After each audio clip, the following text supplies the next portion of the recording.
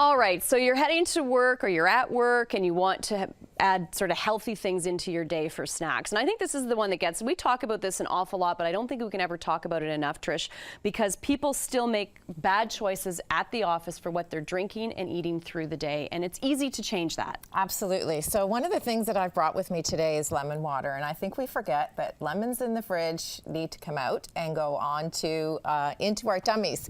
So you can either lemon is very good for cleansing us, right? It's a natural diuretic, Yeah. absolutely. So whether you do it cold or whether you boil the water and then put the lemon in there, it's great for your system. Yeah, it's all year round. It's good because through the winter, definitely Absolutely. warm water with some lemon is great. And then in the summertime and the warmer weather comes, just lemon in your water is beautiful. For sure. You can take it to work in a thermos, or you can bring a, I actually went to the dollar store and bought this little container, so you can throw them in the fridge at work, bring it out, have it by your desk, and it's a great drink to have throughout the day. There's no minimum or maximum on lemon water. No, and I was going to say, most of us don't drink enough water, period, Absolutely. right? So this is Absolutely. a problem. It's an easy way to get it in. We're drinking coffee and tea, which has caffeine. We need clear, clean water coming into our systems. For sure. And then it comes to snacking.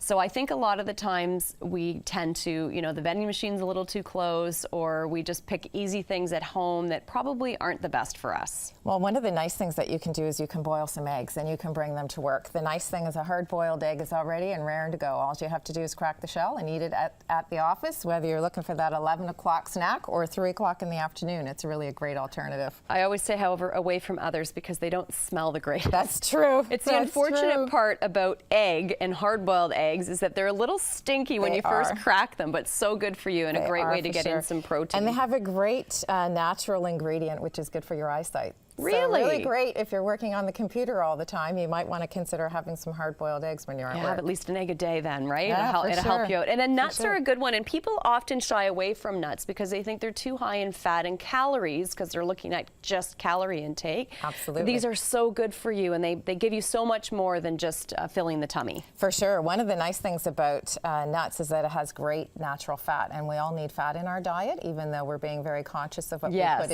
into it. And just remember that a shot glass is about the right size of nuts for the day. Oh, perfect. Yeah, so either the So when you have that shot hand, glass at work, fill it with nuts. Exactly, exactly. But this is really good. And I mean, again, very easy to have at work too. You can have a nice container full of nuts, easy to get to, easy to access when you get that little bit of, pain in your tummy. And they will last a long time, so you don't have to worry about the best before date on nuts. They'll last for a very long time at the office. And then you can add a little more oomph to Greek your yogurt, nuts, right? Yeah, It's a good one. Natural sugar.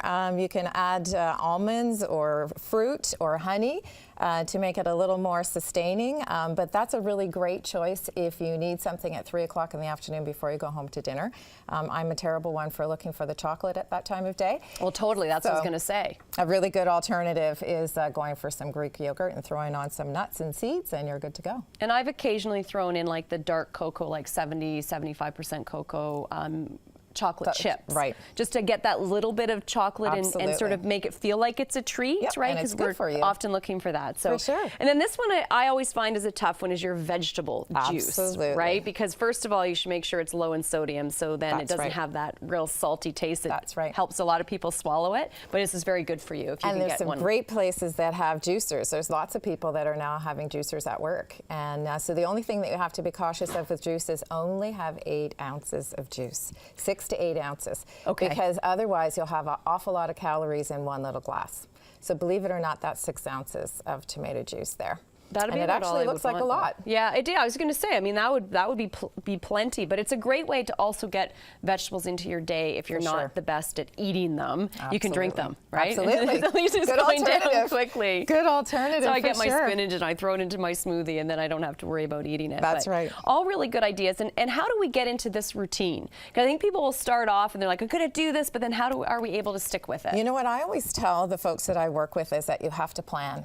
So you have to plan on the Sunday night what it is that you want to do for snacks throughout the week. Boil your hard-boiled eggs on Sunday, get the yogurt ready, grab the juice container, put them all in a bag and take them to the office if that's where you're going to spend most of your time, and then that will help you to plan the actual snacks that you're going to have throughout the week. Yeah, and I mean, I think it comes down to that with anything when it comes to your meals. If you plan them out well and you buy what you need, then you don't tend to go and buy a lot of things that you don't need, and usually the things you don't need are the foods you shouldn't be eating anyway. That's That's right.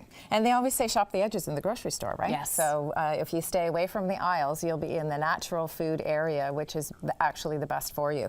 And a little guide is if you put your 2 palms of your hand together, that should be your leafy greens on your dinner plate at the end of the night. Okay. Palm of one hand should be protein. Palm of the other hand would be starch, and you can consider your fingernail for fat. So that would basically mean cool. any butter or oil that you're using for cooking shouldn't be more than your fingernail.